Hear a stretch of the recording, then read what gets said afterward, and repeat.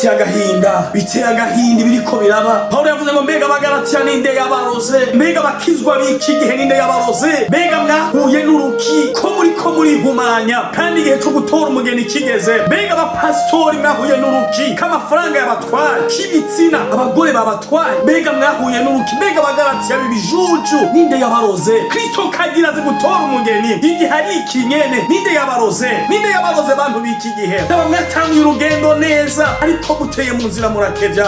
Ngaho igihe kirashitse umugeni akugwe mw'isi, ariko bakorera Imana mu buyobe, bakorera Imana mu bubeshi bagaragare, umuriro uzobaturira abo bantu batihanye. Ndaba igihe aho giteye, ndaba impuha n'intambara, ndaba ivyavuzwe biriko birasohoza, ubutumwa bwiza buriko buravugwa hafi kw'isi yose. Igihe ni ikinyene mugenzi, igihe cyo kwakira Yesu niki, igihe cyo kuva mu vyaha niki. Hindukira mwihane, hindukira mwihane, hindukira ku Mana, va mu vyaha, hindukira mwihane, mugaruke ku Mana. Kristo arabarindiriye, Kristo arabarindiriye, Kristo arakurindiriye wewe, Kristo arakurindiriye ngo uve mu ngeso mbi, Kristo arakurindiriye, Kristo arakurindiriye. Nayo bariko barahumanya ishengero ry'Imana, bariko barahumanya ingoro y'Imana, bariko barabera ibitsitaza abandi. Abera b'Imana tubandanye urugendo, bariko baraja mw'ijuru, bandanye urugendo twigire, tugende i Siyoni wacu. Bariko barahiga ivy'uruhendo rw'uyu mubiri bizoshirana navyo, bareke babigumemo. Abezwa mushishikare kwezwa, batungana mutungane. Harakayungiro kaje kuyungurura mu mashengero. Abakozi b'Imana bariko barakora mu bujyaya, abakozi b'Imana bari mu ma business mu mashengero, abitwa ngo n'abakozi b'Imana bari mu busambanyi mu mashengero.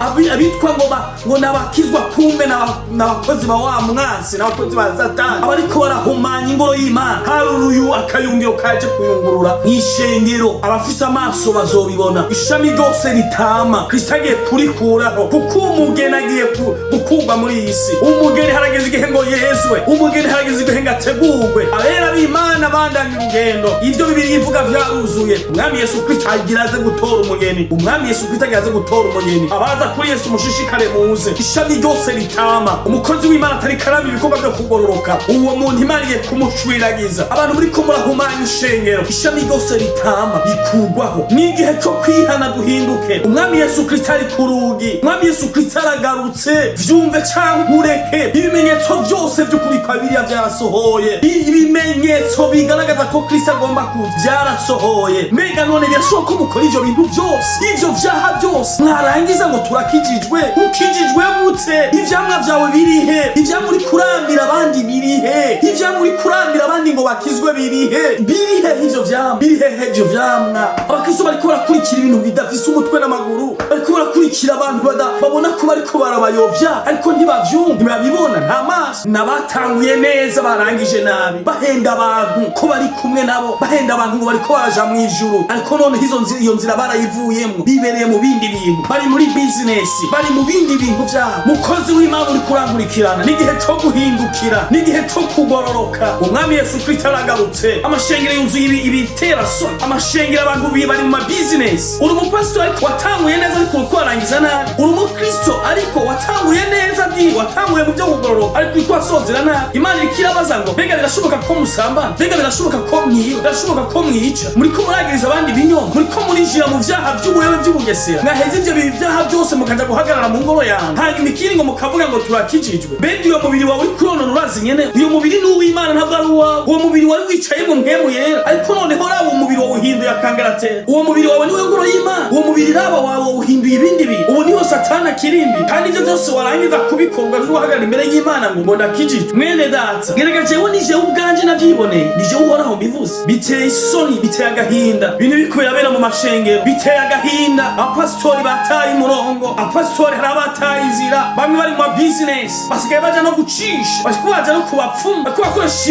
impemu mbi mu ngoro y'Imana, bariko bakoresha imiyaga mibi. Ariko Imana ivyo yaravyiboneye n'amaso yayo. Abantu bariko barahumanya ingoro y'Imana, bariko barahumanya ibibanza vy'Imana. Abantu base kwinjira mu bwami bw'Imana ubwabo, bongera bariko baratangira n'abaje kwinjira. Iyo mitima Imana izoyikubaza, abantu uri kurayo vy'Imana izobakubaza. Abantu bariko barahagarara imbere y'ishengero bafise ishusho yo kubaha Imana, ariko indani mu mitima ni nk'amadu yibereye ngaho. Mwene data ndagomba nakubwire ngo ivyo Imana yaravyiboneye, ivyo Imana yaravyiboneye. Hindukira mwihane, hindukira mugaruke ku Mana. Imana ivyo yaravyiboneye. Birashoboka ko mwagiriza abandi binyoma, birashoboka ko mubeshanira abandi, birashoboka ko abugwango nk'ubwo. Abantu bariko bagenda buzuye urwango, abantu bo kwicana hagati yabo, mwarangiza byose mukaca muhagarara imbere y'abantu ngo murakije. Ako gakiza karihe? Ako gakiza muvuririmba karihe? Ako gakiza muririmba karihe? Ingoro y'Imana mwayihinduye umusaka, abantu bariko bata ivyizigiro uko babuze umuntu wo kwizera, abantu bariko barava mu vy'agakiza, abantu ntibariko barakira umwami Yesu kubera bamwakiriye, ntibariko baramuhesha agaciro, ntibariko baramuhesha agaciro. Bo bantu muri guhagarara gusa n'amasitati yibereye ngaho. Mwene data uri kurankurikirana, ndagomba ndaguhe kazo kugira ngo dusangire ico Imana yashize ku mutima wanje, kandi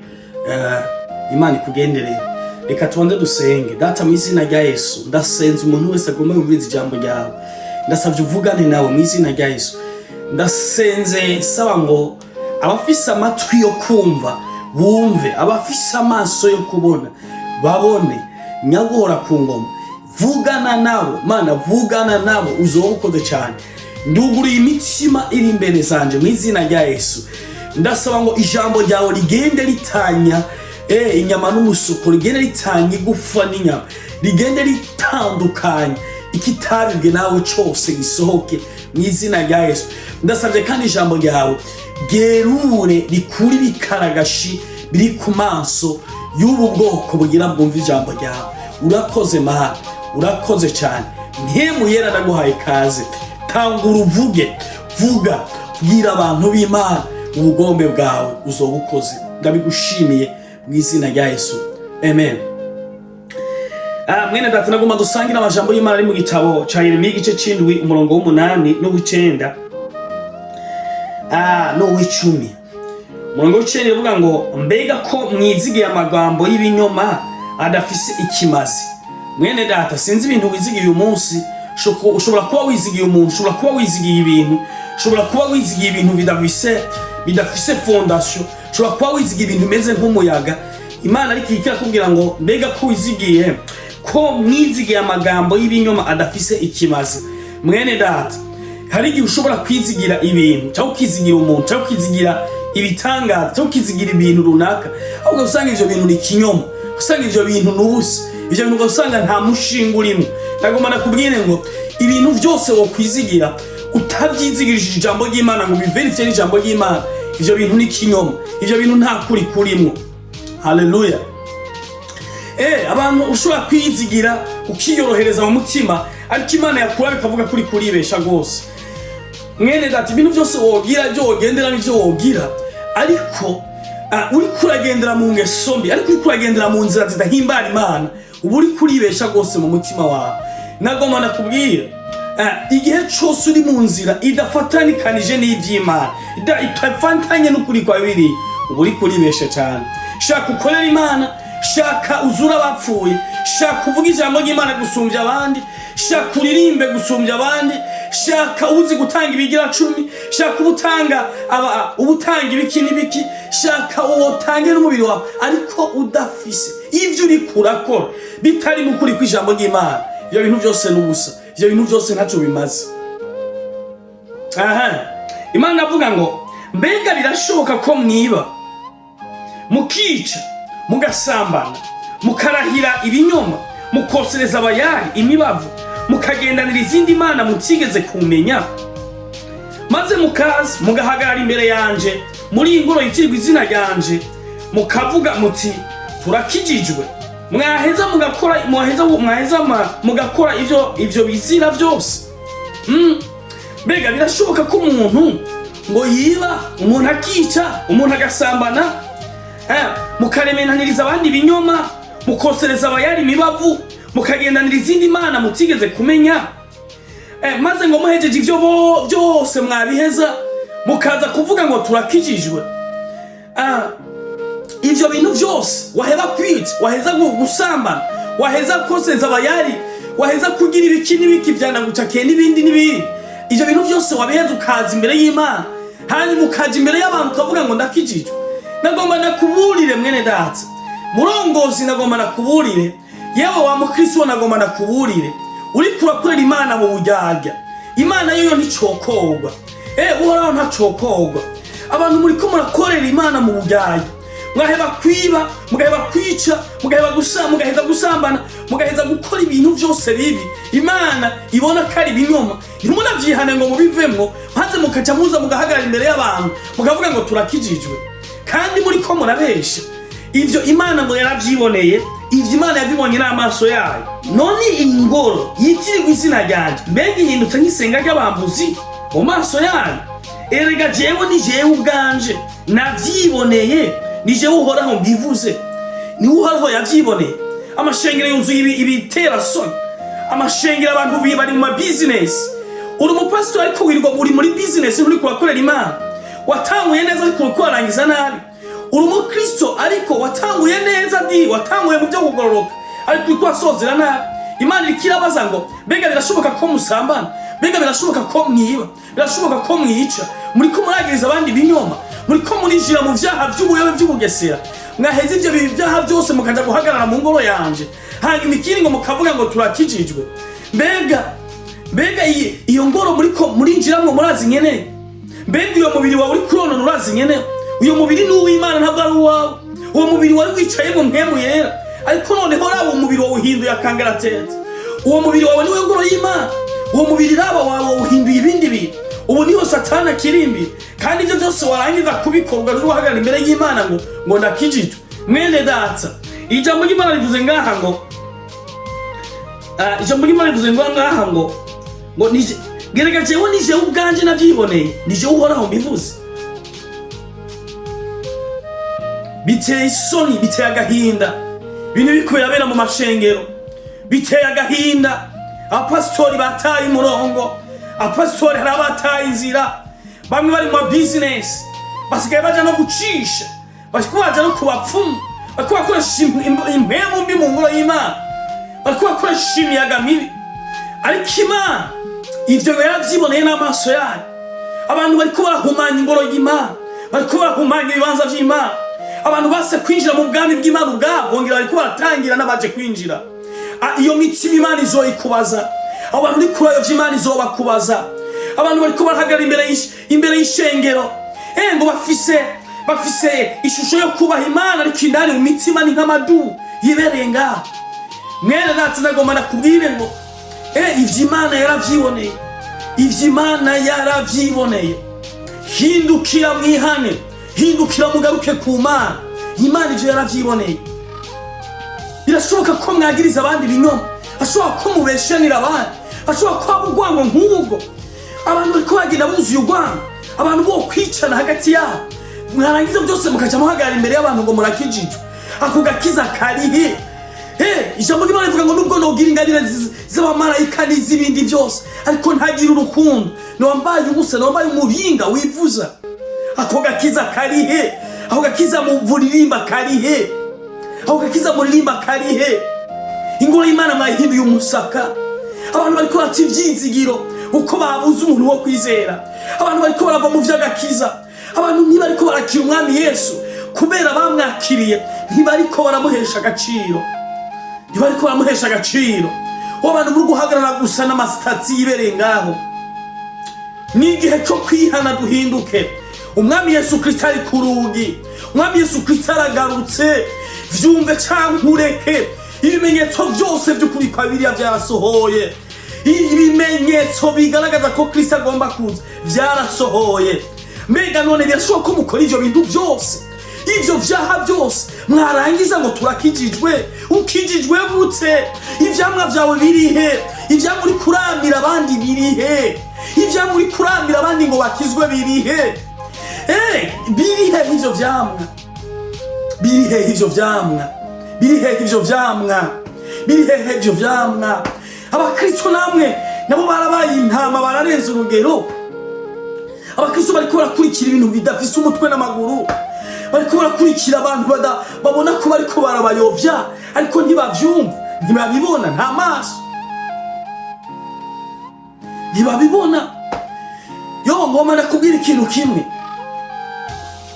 ngo kuri wa munsi benda kubaze nabahe Yesu azobwira kuri wa munsi ngo twavugishwa n'Imana mu izina ryawe, ngo twakoreshwa ibitangaza mu izina ryawe, twarazura abapfuye mu izina ryawe, twarakoze ibinabiriya mu izina ryawe. Nabahe? Nababa bari mu rushengero, nabatanguye neza barangije nabi, nabatanguye bereka bahenda abantu ko bari kumwe nabo bahenda abantu ngo bariko baraja mu ijuru, ariko none iyo nzira barayivuyemwo, bibereye mu bindi bintu, bari muri business, bari mu bindi bintu vyabo. Mukozi w'Imana uri kurankurikirana, n'igihe cyo guhindukira, n'igihe cyo kugororoka. Umwami Yesu Kristo aragarutse, umwami Yesu Kristo aragarutse, umwami Yesu Kristo aragarutse. Va mu vyaha, va mu vyaha. Reka turabe ijambo ry'Imana riri mu gitabo ubutumwa bwiza bwa Yohana igice 15 umurongo wa 1 n'uwa 2. Yesu yavuze ngo jewe ndi umuzabibu w'ukuri kandi data ni nyenewo. Yesu ni umuzabibu w'ukuri, data ni nyenewo. Ishami ryose ryo muri jewe ritama arikurako, kandi iryama ryose ararituturira urishirize kwama. Yesu yavuze ngo niwe muzabibu w'ukuri, data ni nyenewo. Ishami ryose ritama arikuraho, ariko iryama rushizaho kurituturira. Nagomba nakubwire ngo hari urutaro rugomba gusesa mu mashengero, hari urutaro rugomba gusesa mu mashengero, hari akayungiro kaje kuyungurura mu mashengero. Abakozi b'Imana bariko barakora mu bujyanya, abakozi b'Imana bari mu ma business mu mashengero, abitwa ngo n'abakozi b'Imana bari mu busambanyi mu mashengero, abitwa ngo n'abakizwa, kumbe n'abakozi ba wa mwasi, n'abakozi ba Satani, abariko barahumanya ingoro y'Imana. Haruruyu akayungiro kaje kuyungurura mw'ishengero. Abafise amaso bazobibona. Ishami ryose ritama Kristo agiye kurikuraho, kuko umugeni agiye gukurwa muri iyi si. Umugeni harageze igihe ngo yezwe, umugeni harageze igihe ngo ategurwe. Abera b'Imana bandanye urugendo, abari mu nzira nziza bandanye urugendo, abariko baragororoka bandanye kugororoka. Mu vyashura bavuga ngo abezwa mushishikare kwezwa, abandi bamushishikare kwandura, kuko umwami Yesu Kristo araje gutora umugeni. Ushobora kuvuga ngo aya majambo aramenyero kumvikana mugenzi, ivyo Bibiliya ivuga vyaruzuye. Umwami Yesu Kristo agiraze gutora umugeni, umwami Yesu Kristo agiraze gutora umugeni. Abezwa mushishikare mwezwe, abatungana mushishikare mutungane, abatungana ingeso zabo mushishikare muzitunganye, abaza kuri Yesu mushishikare muze. Ariko nagomba nakubwire ngo ishami ryose ritama dataragiye kurikuraho, ishami ryose ritama. Umukozi w'Imana atari karama ibikorwa byo kugororoka, uwo muntu Imana igiye kumushwiragiza. Abantu muri ko murahumanya ishengero, jambo ry'Imana rimbwiye ngo ishami ryose ritama rikugwaho. Mugiye gukugwaho ahera h'Imana, mugiye gukugwaho, mugiye gukugwaho. Niko jambo Imana yampaye. Biteye agahinda, biteye agahinda biriko biraba. Paulo yavuze ngo mbega Abagalatiya ninde yabaroze, mbega Abagalatiya ninde yabaroze, mbega bakizwa b'iki gihe ninde yabaroze, mbega mwahuye n'uruki ko muri humanya kandi igihe cyo gutora umugeni kigeze. Mbega abapasitori mwahuye n'uruki k'amafaranga yabatwaye, k'amahera yabatwaye, k'ibitsina abagore babatwaye. Mbega mwahuye n'uruki, mbega Abagalatiya b'ibijuju ninde yabaroze. Kristo kagiraze gutora umugeni, Kristo kagiraze gutora umugeni. Igihe hari ikinyene ninde yabaroze, ninde yabaroze bantu b'iki gihe, ninde yabaroze bantu b'iki gihe. N'abamwatanguye urugendo neza, ariko muteye mu nzira murakevya. Ngaho muri ruraje vuba, ngaho igihe kirashitse umugeni akugwe mw'isi. Abariko bakorera Imana mu buyobe, ariko bakorera Imana mu bubeshi bagaragare, umuriro uzobaturira. Abo bantu batihanye, siniko ndagutera ubwoba, nukuri kw'ijambo ry'Imana. Yesu araje gutora umugeni. Ese icongo ukihana ugahindukira, hindukira mwihane, hindukira ku Mana mwihane. Abantu bubu ninde yabaroze. Raba igihe aho giteye, raba igihe aho giteye, raba impuha n'intambara, raba ivyavuzwe biriko birasohoza. Ubutumwa bwiza buriko buravugwa hafi kw'isi yose. Igihe niki nyene mugenzi, igihe cyo kwakira Yesu niki, igihe cyo kuva mu vyaha niki. Hindukira mwihane, hindukira mwihane, hindukira ku Mana. Va mu vyaha, hindukira mwihane, mugaruke ku Mana. Kristo arabarindiriye, Kristo arabarindiriye, Kristo arakurindiriye wewe, Kristo arakurindiriye ngo uve mu ngeso mbi, Kristo arakurindiriye, Kristo arakurindiriye.